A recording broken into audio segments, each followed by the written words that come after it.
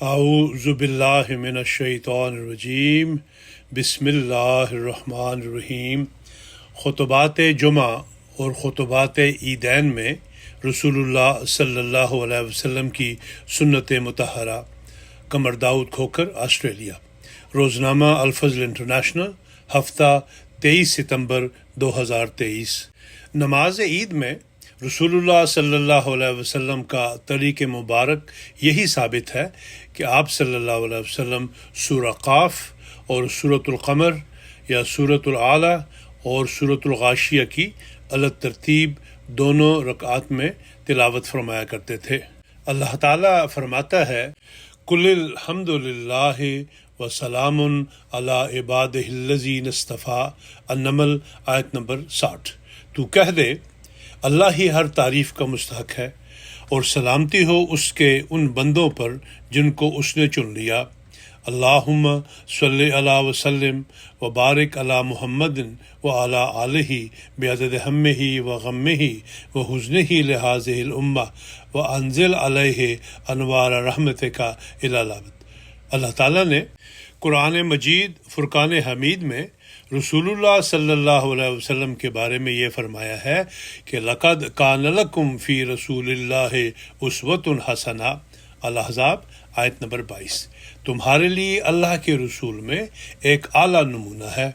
اللہ تعالیٰ نے اس آیت کے ذریعے رسول اللہ صلی اللہ علیہ وسلم کو مومنوں اور مسلمانوں کے لیے اسوہ حسنہ قرار دے کر یہ بتایا ہے کہ رسول اللہ صلی اللہ علیہ وسلم کا ہر قول اور فعل اور عمل قابل تقلید اور قابل پیروی ہے، اور اسی اتباع نبوی میں ہر قسم کی دینی و دنیاوی اور اخروی فلاح اور کامیابی ہے۔ یہی وجہ ہے کہ اللہ تعالیٰ نے قرآن کریم کی 19 آیات میں جہاں اپنی اطاعت کا حکم دیا ہے، وہیں رسول اللہ صلی اللہ علیہ وسلم کی اطاعت کا حکم بھی ارشاد فرمایا ہے، اور 11 مختلف مقامات پر صرف رسول اللہ صلی اللہ علیہ وسلم کی اطاعت کا حکم ارشاد فرمایا ہے، اور ایک مقام پر اس امر کی بھی وضاحت فرما دی کہ میں یطع الرسول فقد اطاع اللہ۔ النساء آیت نمبر 81، کہ جس نے بھی رسول صلی اللہ علیہ وسلم کی اطاعت کی اس نے دراصل اللہ ہی کی اطاعت کی ہے۔ اسی طرح اللہ تعالیٰ نے مومنوں کو اپنے کلام مجید میں یہ حکم بھی دیا کہ ما آتاکم الرسول فخذوہ وما نہاکم عنہ فانتہوا۔ الحشر آیت نمبر 8۔ رسول جو کچھ تم کو دے اس کو لے لو، اور جس سے منع کرے اس سے رک جاؤ۔ اطاعت سے اگلے قدم کے طور پر یہ بات بھی مومنوں کے فائدے کے لیے بیان فرما دی کہ رسول اللہ صلی اللہ علیہ وسلم کے طریق مبارک سے ہٹ کر کوئی طریق نہ اپناؤ، اور نہ ہی آپ کی سنت مطہرہ سے سر منہ انحراف کرو، جیسا کہ ایک مقام پر اللہ تعالیٰ نے یہ فرمایا ہے کہ یا ایھا الذین آمنوا لا تقدموا بین یدی اللہ ورسولہ واتقوا اللہ۔ الحجرات آیت نمبر 2۔ اے مومنو، اللہ اور اس کے رسول کے سامنے پیش قدمی نہ کیا کرو اور اللہ کا تقوی اختیار کرو۔ اس آیت میں مومنین کو یہ حکم دیا گیا ہے کہ وہ رسول اللہ صلی اللہ علیہ وسلم کے بالمقابل کسی قول و فعل میں پیش قدمی نہ کیا کرے، اور ایک دوسرے مقام پر فرمایا کہ یا ایھا الذین آمنوا اطیعوا اللہ واطیعوا الرسول ولا تبطلوا اعمالکم۔ محمد آیت نمبر 34۔ اے مومنو، اللہ کی اطاعت کرو اور رسول کی اطاعت کرو اور اپنے اعمال کو باطل نہ کرو، یعنی اگر رسول اللہ صلی اللہ علیہ وآلہ وسلم کی اطاعت نہ کی تو تمہارے اعمال باطل ہو جائیں گے، حبط ہو جائیں گے، اور اللہ تعالیٰ کے نزدیک ان کی کوئی وقت باقی نہیں رہے گی۔ اس لیے کسی نیک کام کی نیت خواہ کچھ ہی ہو، جب تک وہ عمل اللہ اور اس کے رسول صلی اللہ علیہ وسلم کی اتباع میں نہ ہو، اس کی کوئی وقت نہیں۔ اس تمام بحث کا ماحصل یہی ہے کہ رسول اللہ صلی اللہ علیہ وسلم کی اطاعت اسوہ حسنہ میں اور تمام اعمال و افعال یعنی سنت مطہرہ میں نہ صرف لازمی بلکہ اعمال کے اللہ کے حضور مقبول ہونے کے لیے بھی ضروری ہیں۔ اس پہلو کو مد نظر رکھتے ہوئے یہ دیکھنا بھی ضروری ہے کہ خطبات جمعہ اور خطبات عیدین میں رسول اللہ صلی اللہ علیہ وسلم کا کیا اسوہ ہے اور آپ کی سنت مطہرہ کیا تھی۔ ذیل کی سطور میں اسی پہلو کو اجاگر کرنے کی کوشش کی جائے گی وباللہ التوفیق۔ خطبہ کے معنی۔ لغت میں خطبہ مطلقاً تقریر، گفتگو اور اس کلام کو کہتے ہیں جس کے ذریعے لوگوں کو مخاطب کیا جائے۔ خطبہ کا لفظ وعظ و نصیحت کے معنوں میں آتا ہے۔ المفردات امام راغب۔ شریعت کی اصطلاح میں خطبہ اس کلام اور مجموعہ الفاظ کو کہتے ہیں جو پند و نصائح، ذکر و ارشاد، درود و سلام اور شہادتین پر مشتمل ہو۔ اسلامی شرعی اصطلاح میں خطبات دو طرح کے ہوتے ہیں، یعنی خطبہ عبادت اور خطبہ تعلیم و تذکیر۔ قرآن کریم کی سورہ الجمعہ کی آیت 10 فَاسْعَوْا إِلَىٰ ذِكْرِ اللَّهِ، اللہ کے ذکر کی طرف جلدی آؤ میں جس ذکر اللہ کا ذکر ہے اس سے مراد نماز جمعہ بھی ہے اور خطبہ جمعہ بھی، کیونکہ اللہ تعالیٰ نے یہاں لفظ ذکر استعمال فرمایا ہے، تذکیر نہیں فرمایا۔ اس لیے خطبہ جمعہ ایک عبادت کا درجہ رکھتا ہے جس میں تذکیر و تعلیم ضمناً آ جاتی ہے۔ اصل میں یہ خطبہ ذکر و عبادت ہی ہے۔ یہی وجہ ہے کہ دین اسلام میں خطبہ جمعہ کے دوران بات کرنا یا بولنا نہ صرف منع ہے بلکہ سخت ناپسندیدہ قرار دیا گیا ہے۔ اگر خطبہ جمعہ عام خطبہ یا خطاب کی طرح ہوتا تو دوران خطبہ بات کرنے والے کو روکنا بھی لغو حرکت نہ قرار دیا جاتا۔ اس خطبہ جمعہ کے علاوہ جو بھی خطبات ہوتے ہیں وہ سب خطبات تعلیم کے زمرہ میں آتے ہیں جن کے لیے کوئی خاص وقت اور دن مقرر نہیں۔ رسول اللہ صلی اللہ علیہ وسلم اور خلفائے راشدین نے بھی خطبات تعلیم بلا تعین اوقات ارشاد فرمائے ہیں جو کتب احادیث و آثار میں مذکور و محفوظ ہیں۔ جہاں تک خطبہ جمعہ کے موضوعات اور مضامین کا تعلق ہے تو حضرت جابر کی روایت میں ہے کہ رسول اللہ صلی اللہ علیہ وسلم خطبہ جمعہ میں قرآن کی آیت تلاوت فرماتے اور لوگوں کو نصیحت کرتے۔ اس حدیث سے یہ امر واضح ہے کہ خطبہ کا موضوع اللہ کا ذکر اور مومنوں کو واعظ و نصیحت ہی ہے۔ تاہم فقہائے اسلام نے خطبہ جمعہ میں 5 باتوں کو مسنون قرار دیا ہے، یعنی نمبر 1 اللہ کی حمد، نمبر 2 تشہد، نمبر 3 رسول اللہ صلی اللہ علیہ وسلم پر درود، نمبر 4 تقوی اختیار کرنے کی نصیحت اور نمبر 5 مومنین کے لیے دعا۔ خطبات جمعہ اور عیدین میں رسول اللہ صلی اللہ علیہ وسلم کی سنت مطہرہ۔ کتب احادیث اور سیرت النبی صلی اللہ علیہ وسلم کی کتب کے مطالعہ سے خطبات جمعہ اور خطبات عیدین میں رسول اللہ صلی اللہ علیہ وسلم کی سنت مطہرہ کے حسب ذیل امور سامنے آتے ہیں۔ نمبر 1، رسول اللہ صلی اللہ علیہ وسلم جب خطبہ بیان فرماتے تو سر پر عمامہ بندھا ہوتا تھا۔ حضرت عمرو بن حریث بیان کرتے تھے کہ نبی کریم صلی اللہ علیہ وسلم نے جمعہ کے روز اس حال میں خطبہ ارشاد فرمایا ہے کہ آپ کے سر مبارک پر سیاہ عمامہ تھا جس کے دونوں کنارے یعنی شملے اپنے مونڈوں کے درمیان چھوڑ رکھے تھے۔ مشکات المصابیح باب الخطبہ والصلاۃ۔ علامہ طیبی فرماتے ہیں کہ حدیث بالا سے یہ مفہوم واضح ہوتا ہے کہ جمعہ کے روز زیبائش اختیار کرنا، اچھا اور عمدہ لباس زیب تن کرنا، سیاہ عمامہ باندھنا اور عمامہ کے دونوں کناروں کو دونوں مونڈوں کے درمیان لٹکانا سنت ہے۔ مظاہر حق جدید شرح المشکات۔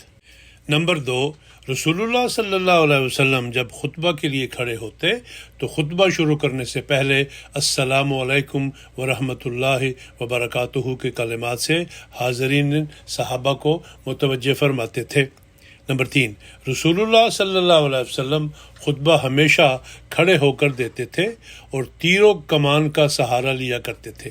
کبھی عصا ہاتھ میں ہوتا تھا تو اس پر ٹیک لگا لیا کرتے تھے۔ حضرت برا بیان کرتے ہیں کہ عید کے دن نبی کریم صلی اللہ علیہ وسلم کی خدمت میں کمان پیش کی گئی تو آپ نے اس کا سہارا لے کر خطبہ ارشاد فرمایا۔ حضرت عطا بطریق ارسال روایت کرتے ہیں کہ نبی کریم صلی اللہ علیہ وسلم جب خطبہ ارشاد فرماتے تو اپنے نیزے پر ٹیک لگا لیا کرتے تھے۔ مشکات المصابی باب الخطبہ والصلاۃ۔ جب ممبر یعنی پلپٹ بن گیا تو پھر اس کی طرف منتقل ہو گئے۔ آپ کے ممبر کی 3 سیڑھیاں تھیں۔ ممبر بننے سے پہلے ایک کھجور کے تنے کے ساتھ ٹیک لگایا کرتے تھے۔ جب آپ ممبر کی طرف منتقل ہو گئے تو وہ کھجور کا تنا رو پڑا اور اہل مسجد یعنی صحابہ نے اس کے رونے کی آواز سنی۔ چنانچہ رسول اللہ صلی اللہ علیہ وسلم ممبر سے اتر پڑے اور اسے اپنے ساتھ چمٹا لیا۔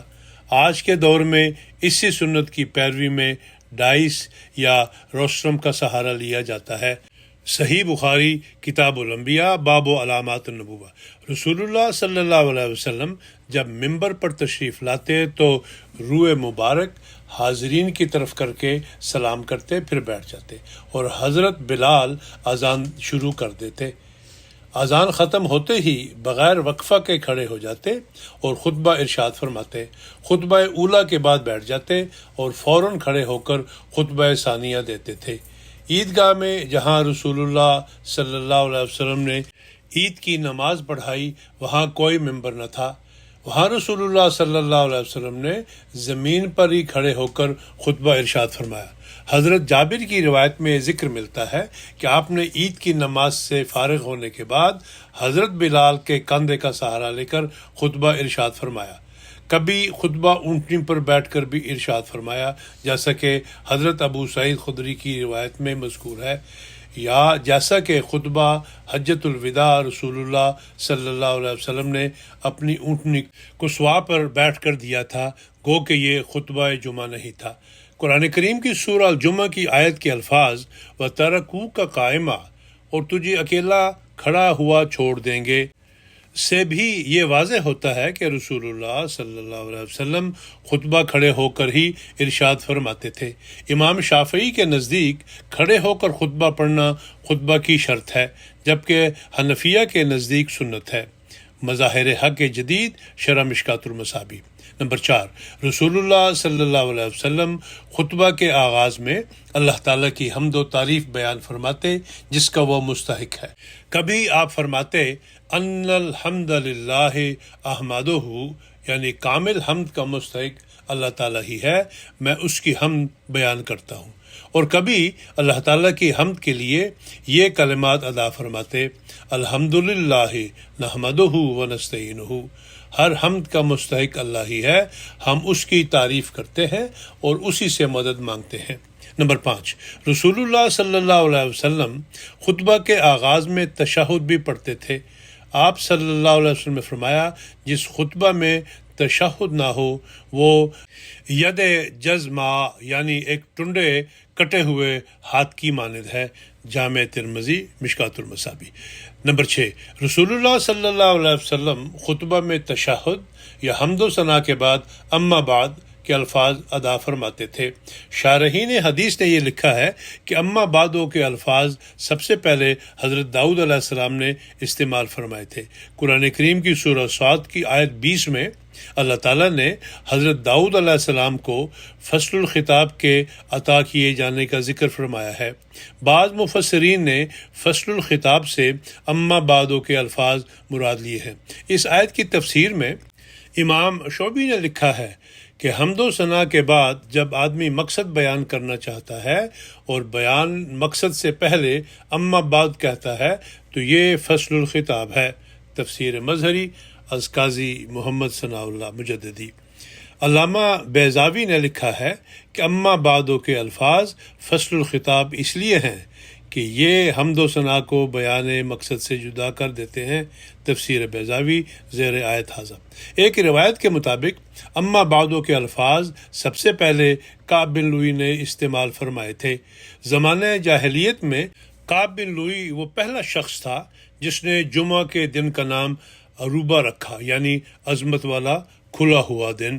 کعب ہی نے سب سے پہلے عربی خطبہ میں اما بعدو کے الفاظ استعمال کیے۔ بیان کیا جاتا ہے کہ عروبہ کے دن قریش کے لوگ کعب کے پاس جمع ہوتے تھے۔ کعب ان کو خطاب کرتا تھا اور رسول اللہ صلی اللہ علیہ وسلم کی بعثت کی خبر دیتا تھا اور آپ کی پیدائش سے آگاہ کرتا تھا اور حکم دیتا تھا کہ جب پیدا ہو جائیں تو ان پر ایمان لانا اور ان کی پیروی کرنا۔ کعب کی وفات اور رسول اللہ صلی اللہ علیہ وسلم کی بعثت میں 560 سال کا وقفہ تھا۔ تفسیر مظہری از قاضی محمد ثناء اللہ مجددی۔ اسلامی احکام کے مطابق خطبہ میں تشہد یا اللہ تعالیٰ کی حمد و ثنا کے بعد جب اما بعدو کے الفاظ کہے جاتے ہیں تو یہ بتانے کے لیے کہ خطبہ کا ابتدائی حصہ ایک تمہید تھی جسے اما بعدو کے الفاظ نے اصل خطاب سے جدا کر دیا ہے، یعنی اصل خطاب اس کے بعد شروع ہوتا ہے۔ امام بخاری نے رسول اللہ صلی اللہ علیہ وسلم کی صرف اس ایک سنت کے بیان کے لیے کتاب الجمعہ میں ایک علیحدہ باب من قال فی خطبۃ الثناء اما بعد کے عنوان سے قائم کیا ہے، اور اس باب کے تحت 7 احادیث درج کی ہیں۔ اسی سے رسول اللہ صلی اللہ علیہ وسلم کی خطبات میں سنتوں کی اہمیت واضح ہو جاتی ہے۔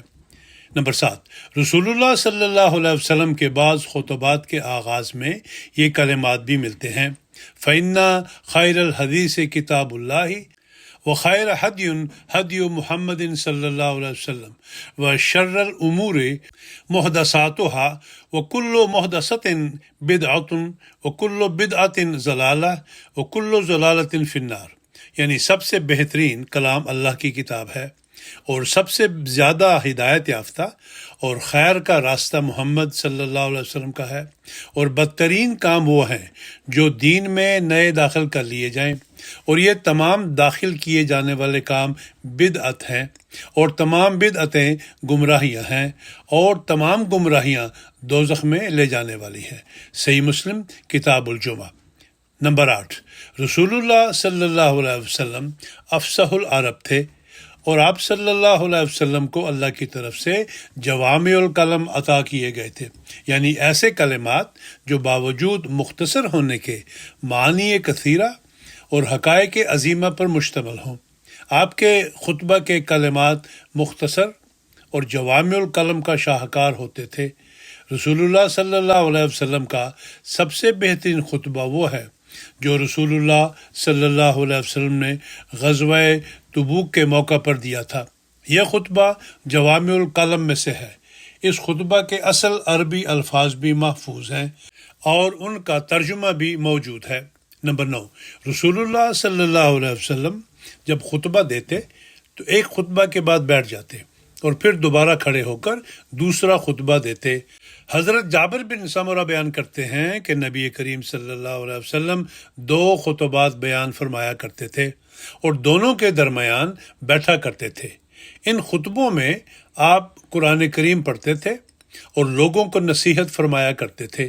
فکانت صلاتہ قصدن و خطبتہ قصدن، نیز آپ کی نماز بھی اوسط درجہ کی ہوتی تھی اور خطبہ بھی اوسط درجہ کا ہوتا تھا، یعنی نہ بہت طویل ہوتا تھا اور نہ ہی بالکل مختصر۔ مشکات المصاحی باب الخطبۃ والصلاۃ۔ نمبر 10، خطبہ ثانیہ۔ رسول اللہ صلی اللہ علیہ وسلم دونوں خطبوں کے درمیان اس قدر بیٹھا کرتے تھے کہ جسم مبارک کا ہر عضو اپنی اپنی جگہ پر آ جاتا تھا۔ چنانچہ فقہا نے دونوں خطبوں کے درمیان بیٹھنے کا صرف اتنا عرصہ مقرر کیا ہے کہ جس میں 3 مرتبہ سبحان اللہ کہا جا سکے۔ یہ بات بھی جان لینی چاہیے کہ صحیح طور پر یہ ثابت نہیں کہ نبی کریم صلی اللہ علیہ وسلم دونوں خطبات کے درمیان بیٹھ کر کوئی دعا پڑھتے تھے۔ اس امر کی مزید وضاحت ایک دوسری حدیث سے ہوتی ہے۔ حضرت عبداللہ ابن عمر رضی اللہ عنہ بیان کرتے تھے کہ نبی کریم صلی اللہ علیہ وسلم 2 خطبے اس طرح پڑھا کرتے تھے کہ جب آپ ممبر پر چڑھتے تو پہلے بیٹھتے یہاں تک کہ مؤذن فارغ ہوتا، پھر آپ اٹھتے، پہلا خطبہ ارشاد فرماتے، پھر تھوڑی سی دیر بیٹھتے لیکن اس بیٹھنے کے درمیان کوئی کلام نہ کرتے، پھر کھڑے ہوتے اور دوسرا خطبہ ارشاد فرماتے۔ دونوں خطبوں کے درمیان بیٹھنے کی مقدار کے بارے میں علامہ ابن حجر کا ارشاد ہے کہ اولا یہ ہے کہ سورۃ الاخلاص پڑھنے کے بقدر بیٹھنا چاہیے، کوئی کلام نہ کرتے کا مطلب یہ ہے کہ دونوں خطبوں کے درمیان بیٹھنے کے عرصہ میں نہ تو آپ دعا کرتے تھے اور نہ کچھ اور پڑھتے تھے۔ مظاہر حق جدید شرح مشکات المصابیح جلد اول۔ بالعموم خطبہ ثانیہ میں صرف مسنون عربی خطبہ ہی پڑھا جاتا ہے جو نبی کریم صلی اللہ علیہ وسلم کی زبان مبارک سے نکلے ہوئے کلمات ہی ہیں۔ فقہ احمدیہ میں خطبہ ثانیہ سے متعلق یہ مذکور ہے کہ دوسرا خطبہ وہی مسنون عربی کا پڑھنا ضروری ہے جو خود رسول کریم صلی اللہ علیہ وسلم کا بتایا ہوا ہے۔ دوسرا خطبہ خالصتاً قرآنی آیات اور ادعیہ معصورہ پر مشتمل ہو تو زیادہ بہتر ہے۔ خلیفہ وقت کا عمل ایک استثنائی صورت ہے، لیکن عام ہدایت یہی ہے کہ کوئی ضروری بات بامر مجبوری دوسرے خطبہ میں بیان کی جا سکتی ہے، لمبی چوڑی باتیں کرنا مناسب نہیں۔ خلفائے راشدین کے طریقے عمل سے یہ ظاہر ہوتا ہے، اور جنہوں نے حضرت خلیفۃ المسیح کے خطبات جمعہ متعدد بار سنے ہیں وہ اس رائے کی تائید کریں گے کہ دوسرے خطبہ کے دوران لمبے چوڑے اعلانات کے لیے یہ کوئی مناسب موقع نہیں ہے۔ فقہ احمدیہ صفحہ نمبر 171 172۔ اس ہدایت پر عمل کرتے ہوئے جماعتوں میں جماعتی اعلانات یا تو نماز جمعہ سے قبل کیے جاتے ہیں یا نماز جمعہ سے فراغت کے بعد کیے جاتے ہیں، تا خطبہ سے متعلق یہ سنت رسول اللہ صلی اللہ علیہ وسلم قائم رہے۔ نمبر 11، جیسا کہ گزشتہ روایت میں ذکر ہوا ہے کہ رسول اللہ صلی اللہ علیہ وسلم کے خطبات اوسط درجہ کے ہوتے تھے، نہ بہت زیادہ طویل اور نہ بالکل ہی مختصر۔ خطبات کے بارے میں آپ نے یہ عام ہدایت بھی ارشاد فرمائی تھی کہ انا طول صلاۃ الرجل و کثر خطبتہ مئنۃ من فقہہ فاطیلوا الصلاۃ واقصروا الخطبہ وَإِنَّا مِنَ الْبَيَانِ سحر، یعنی آدمی کی طویل نماز اور مختصر خطبہ اس کی فقاہت یعنی دین کی سمجھ کی علامت ہے، لہٰذا نماز تو لمبی پڑھاؤ لیکن خطبہ مختصر کر دو، کیونکہ بعض بیان جادو کی تاثیر لیے ہوئے ہوتے ہیں۔ صحیح مسلم کتاب الجمعہ۔ اس حدیث کی شرح میں یہ لکھا ہے کہ خطبہ کی حالت میں لوگوں کی توجہ مخلوق یعنی خطبہ پڑھنے والے کی طرف ہوتی ہے، جبکہ نماز کی حالت میں توجہ کا مرکز خالق یعنی اللہ تعالیٰ کی ذات ہوتی ہے۔ حدیث بالا میں بلیغ انداز سے یہ بتایا گیا ہے کہ انسان کی سمجھداری اور اس کی دانائی کا تقاضا یہ ہونا چاہیے کہ اس حالت یعنی نماز کو زیادہ دراز اور طویل کیا جائے جس میں بندہ کی توجہ اپنے خالق کی طرف ہو، اور اس حالت یعنی خطبہ کو مختصر کیا جائے جس میں توجہ مخلوق یعنی خطیب کی طرف منعطف ہو رہی ہو۔ لیکن اتنی بات سمجھ لیجئے کہ یہاں نماز طویل کرنے سے مراد یہ ہے کہ نماز سنت کے موافق ہو، یعنی نماز پڑھنے کے سلسلہ میں جو درجہ حضرت صلی اللہ علیہ وسلم سے منقول اور ثابت ہے نہ تو اس سے طویل ہو اور نہ ہی اس سے مختصر ہو۔ وَإِنَّا مِنَ الْبَيَانِ سحر، کیونکہ بعض بیان جادو کی تاثیر لیے ہوئے ہوتے ہیں۔ حدیث کے ان الفاظ میں خطبہ کو مختصر کرنے کے سلسلہ میں دلیل بیان کی جا رہی ہے، جس کا مطلب یہ ہے کہ خطبہ ایسا پڑھنا چاہیے جو کلا و دلہ کا پورا مصداق ہو، یعنی اس کے الفاظ مختصر ہوں مگر حقائق و معانی کے دریا اپنے اندر سموئے ہوئے ہو، کیونکہ جس طرح سحر کے مختصر ترین الفاظ میں بہت تاثیر ہوتی ہے، اسی طرح اس بیان اور تقریر میں بھی جو الفاظ کے معنی کے اعتبار سے جامع و معنی ہو ایک عظیم تاثیر ہوتی ہے، جس کی وجہ سے سامعین کے قلوب ایک حالت سے دوسری حالت کی طرف مائل و منتقل ہو جاتے ہیں۔ لہٰذا حدیث کے ان الفاظ میں بیان و تقریر کی تعریف بھی ہے اور مذمت بھی، بائیں طور کہ اگر کوئی بیان سامعین کے قلوب و دماغ کو برائی کی طرف سے نیکی کی طرف مائل کر دے تو وہ اچھا ہے، اور جو بیان سامعین کے ذہن و فکر کو نیکی کے راستے سے ہٹا کر برائی کے راستے پر موڑ دینے والا ہو وہ برا ہے۔ مظاہر حق جدید شرح مشکات المصابیح جلد اول۔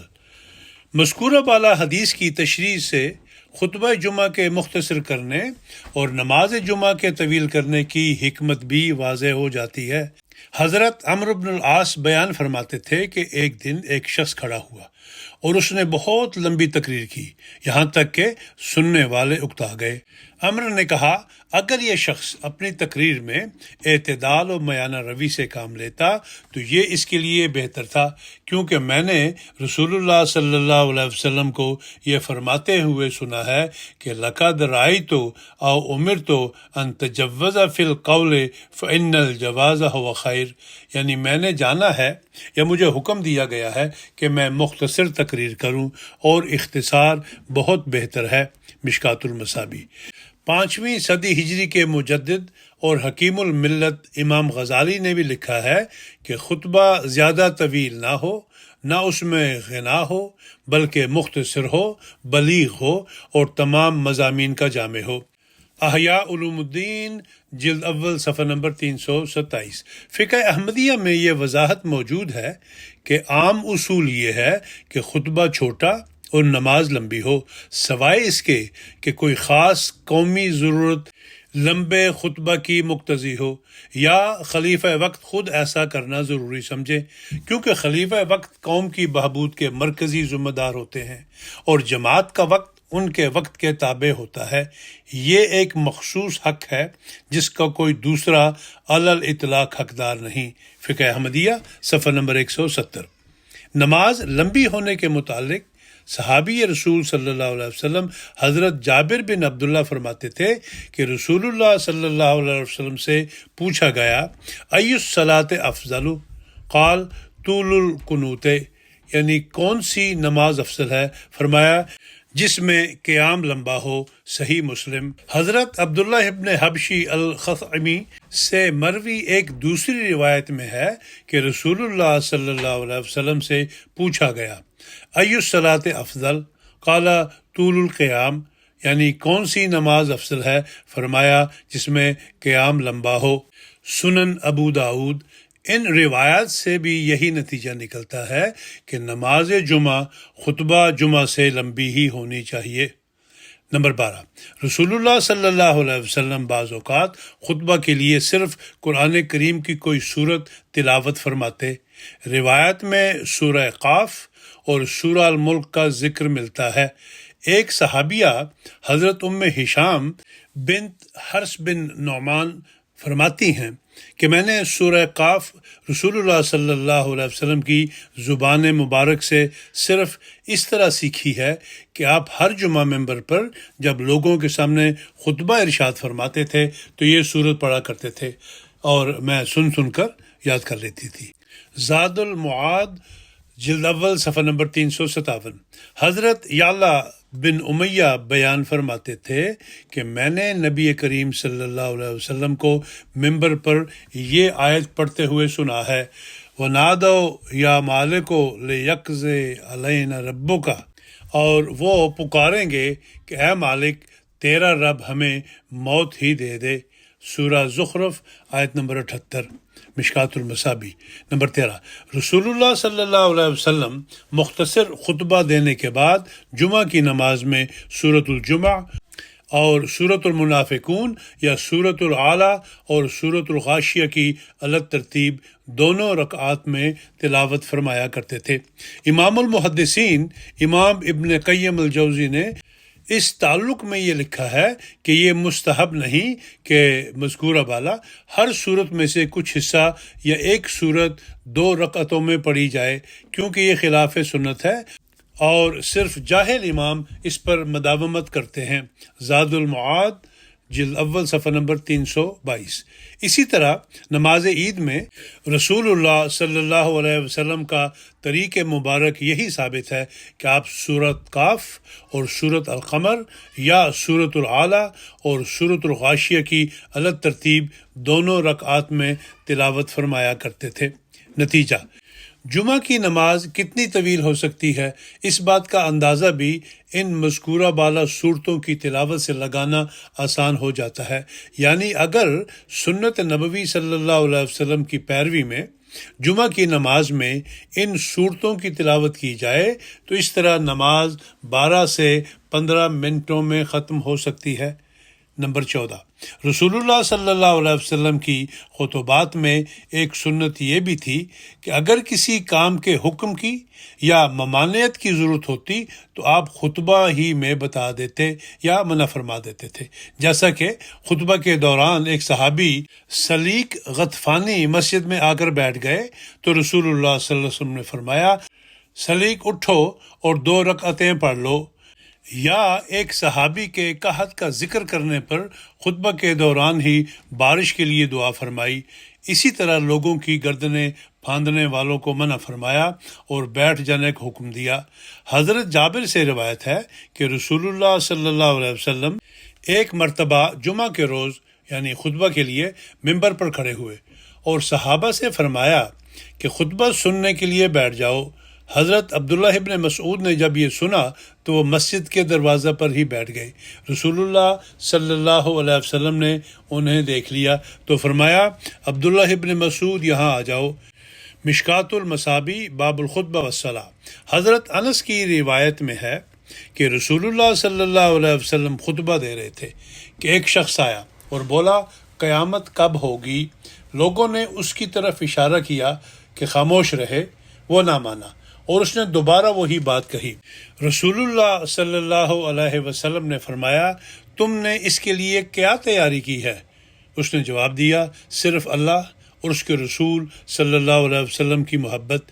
رسول اللہ صلی اللہ علیہ وسلم نے فرمایا، تم اسی کے ساتھ ہوگے جس سے تمہیں محبت ہے۔ مسند احمد، سنن نسائی اور سنن بہقی۔ حضرت بریدہ کی روایت میں ہے کہ رسول اللہ صلی اللہ علیہ وسلم خطبہ دے رہے تھے کہ حسن اور حسین سرخ دھاری دار قمیصیں پہنے پاؤں چلتے مسجد میں آ گئے۔ دونوں کی چال میں لرزش تھی۔ رسول اللہ صلی اللہ علیہ وسلم فوراً ممبر سے اتر آئے اور دونوں کو اٹھا کر اپنی گود میں رکھ لیا۔ پھر فرمایا، اللہ اور اس کے رسول نے سچ کہا ہے کہ تمہارے مال اور تمہاری اولاد ایک امتحان ہے۔ میں نے ان دونوں بچوں کو لرزتے قدموں سے چلتے دیکھا تو مجھ سے نہ رہا گیا۔ آخر میں نے اپنی بات یعنی خطبہ کاٹ کر دونوں کو اٹھا لیا۔ مستدرک للحاکم۔ نمبر 15، رسول اللہ صلی اللہ علیہ وسلم کے خطبات میں ایک سنت یہ بھی تھی جس کا ذکر حضرت عمارہ بن رویبہ بیان کرتے تھے کہ میں نے رسول اللہ صلی اللہ علیہ وسلم کو دیکھا ہے کہ آپ یعنی خطبہ کے دوران اپنے ہاتھ سے اس سے زیادہ اشارہ نہیں کرتے تھے۔ یہ کہہ کر انہوں نے اپنی شہادت کی انگلی سے اشارہ کیا۔ آج کل بعض مقررین اور واعظین دوران تقریر جوش خطابت میں اپنے ہاتھوں کو بلند کرتے اور ہوا میں لہراتے ہیں۔ یہ نبی کریم صلی اللہ علیہ وسلم کا طریق نہیں ہے بلکہ آپ کی سنت کے برخلاف طرز عمل ہے۔ نمبر 16، بعض روایت سے یہ بھی ثابت ہے کہ رسول اللہ صلی اللہ علیہ وسلم استغفار پر خطبہ ختم فرماتے اور آپ کے کلمات یہ ہوتے، استغفر اللہ لی ولکم، یعنی میں اللہ سے اس کی مغفرت طلب کرتا ہوں، اپنے لیے بھی اور تمہارے لیے بھی۔ اور خطبہ کے اختتام پر والسلام علیکم ورحمۃ اللہ وبرکاتہ کے کلمات ادا فرما کر خطبہ ختم فرما دیا کرتے تھے۔ امام المحدثین امام ابن قیم نے اپنی تصنیف زاد المعاد میں ابن اسحاق کے حوالہ سے نبی کریم صلی اللہ علیہ وسلم کے 2 خطبات شامل کیے ہیں جن کے اختتام پر والسلام علیکم ورحمۃ اللہ وبرکاتہ کے کلمات موجود ہیں۔ زاد المعاد جلد اول صفحہ نمبر 316۔ خطبات کے بارے میں ایک انتباہ، ایک حدیث میں آتا ہے کہ رسول اللہ صلی اللہ علیہ وسلم نے فرمایا، ما من عبد یخطب خطبۃ الا واللہ سائلها عنہا یوم القیامت ما اراد بها، یعنی ہر وہ بندہ جو کوئی خطبہ دیتا ہے قیامت میں اللہ تعالیٰ اس سے پوچھے گا کہ تمہارا اس خطبہ سے مطلب کیا تھا۔ تفسیر روح البیان، زیر آیت البقرہ آیت نمبر 45۔ امام ابن المبارک نے الزہد میں اور امام بہقی نے شعب الایمان میں بھی اس روایت کا ذکر کیا ہے کہ دنیا میں جس خطیب نے بھی خطبہ دیا ہے یعنی قیامت کے دن اللہ تعالیٰ اس کا خطبہ پیش کرے گا جو بھی اس نے اس خطبہ سے ارادہ کیا ہوگا۔ شعب الایمان جلد نمبر 4 صفحہ نمبر 250 حرف آخر۔ حضرت عوف المزنی کا بیان ہے کہ رسول اللہ صلی اللہ علیہ وسلم نے حضرت بلال سے فرمایا کہ اے بلال، جو شخص میری اس سنت کو زندہ کرے گا جو مردہ ہو چکی ہوگی، اسے ان تمام لوگوں کے برابر اجر و ثواب ہوگا جنہوں نے اس سنت پر عمل کیا ہوگا، بغیر اس کے کہ ان کے اجر و ثواب میں کمی کی جائے۔ اور جو شخص گمراہی کی وہ بدعت جاری کرے گا جسے اللہ اور اس کا رسول صلی اللہ علیہ وسلم پسند نہیں کرتے ہوں گے، تو اس پر ان سب کے برابر گناہ ہوگا جنہوں نے اس بدعت پر عمل کیا ہوگا، اور اس سے لوگوں کے بوجھوں میں کوئی کمی نہیں آئے گی۔ بحوالہ ترمذی۔ پس دین میں کسی عمل کے لیے شرعی حکم کا علم ہونا ضروری ہوتا ہے، اور شرعی حکم کا علم کتاب اللہ یا سنت رسول صلی اللہ علیہ وسلم یا حدیث رسول صلی اللہ علیہ وسلم سے ہوتا ہے۔ دین اسلام تو اللہ اور اس کے رسول صلی اللہ علیہ وسلم کی اتباع کا نام ہے۔ اپنی طرف سے کوئی بات گھڑنے کا نام دین نہیں ہے، اور نہ ہی اپنے شوق پورے کرنے کا نام دین ہے، کیونکہ متبوع مستقل صرف اللہ اور اس کے رسول صلی اللہ علیہ وسلم کی ذات بابرکات ہے، اور دین کی اصل تعظیم لامر اللہ ہی میں ہے۔ وآخر دعوانا ان الحمد للہ رب العالمین۔ اللہم تقبل منی، آمین۔